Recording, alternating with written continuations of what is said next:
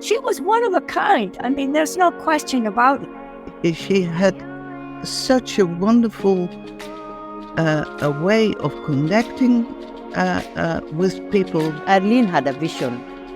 She was persistent. She was just 100% positive energy. It was Arline who opened the door for us.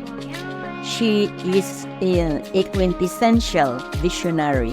Arline Pacht showed that it made a difference, that what we do in the IAWJ and in our chapters across the countries, what we do make a difference.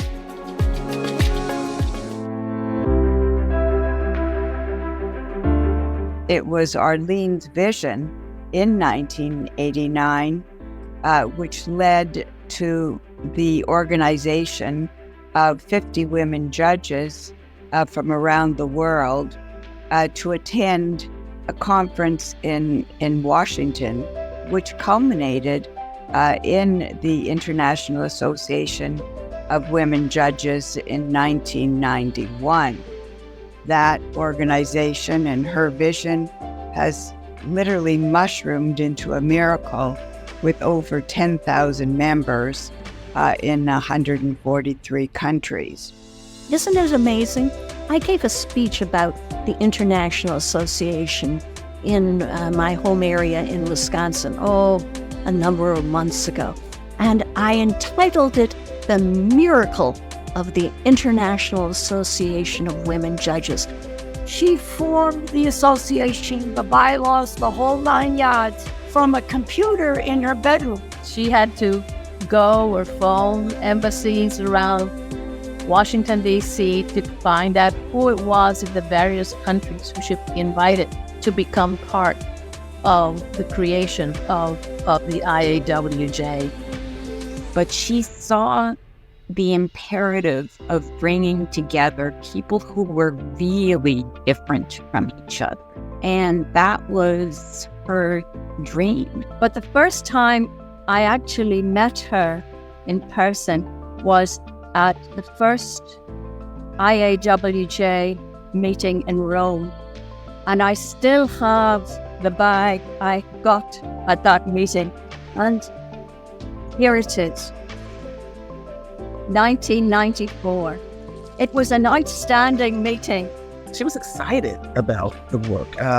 She enjoyed being at the conferences, whether they were the international conferences, our local conferences right here in the DC area, or our national conferences. That first meeting was an eye-opener. It was an eye-opener because it was inspirational to us. There were many papers delivered there on women's rights, child rights, and the other human rights generally. It was really a learning workshop.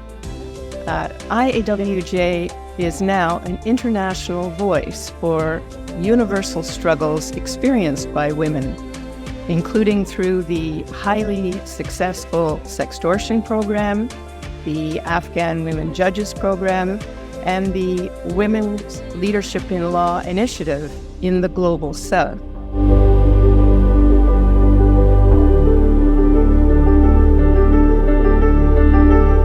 The thing is, you don't say no to Arline Pacht. She was fearless. She was a good dancer. She loved to dance. She loved the music, the celebrations, the intellectual playfulness. And she understood power and aging and what it means to be a wise woman. We always shared rooms at the hotels. I went to bed at 11 o'clock and there was a lady at the foot of my bed talking to Arline. And I woke up like at 3 in the morning and the lady was still there and they were still talking. I mean, that was Arline. She would like to get out early. She had her whole routine. She came out always looking absolutely gorgeous and beautiful with her hair and all that. I have, I must say, sweet memories of Arline.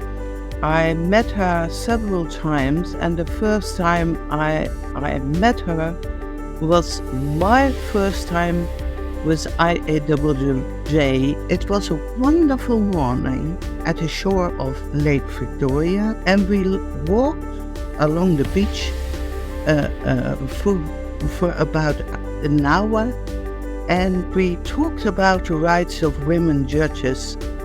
I know she missed her husband a lot. God rest him. He went. You know, he was very supportive of her. Quite rightly too. She was a great lady. They had a wonderful, long and warm, loving marriage.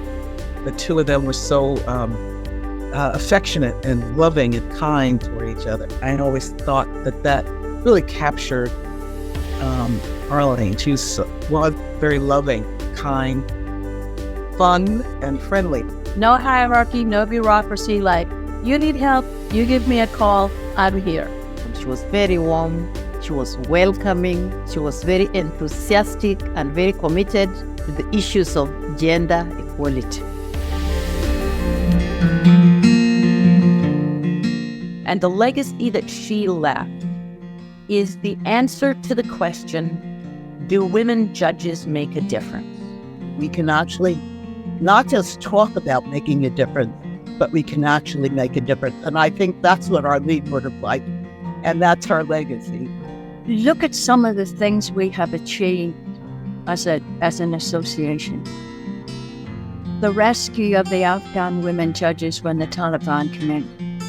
If we were not an association, that might not have happened. That we stand stronger together as an association, sharing with respect each other's ideas than we do as individuals. She was so committed to helping women judges and women generally, because she really, through women judges, she believed that we could change a lot and make the lives of women in Sweden better. The last I saw her was at a meeting in Washington, D.C., and I wish I had then told her not only my admiration, but my love. So I'm doing it, I guess, posthumously here today for others to also hear. She has been a significant person in my professional life, and I will be forever indebted to her. Truly, there's no one quite like her, which is why she's going to is so incredibly missed. But IAWJ was her baby, and it's her legacy. And for so many of us who loved her and admired her and want to carry on her vision, it's working within IAWJ to make IAWJ better and stronger and more public. This is what she would want. And this is the way to make her live on.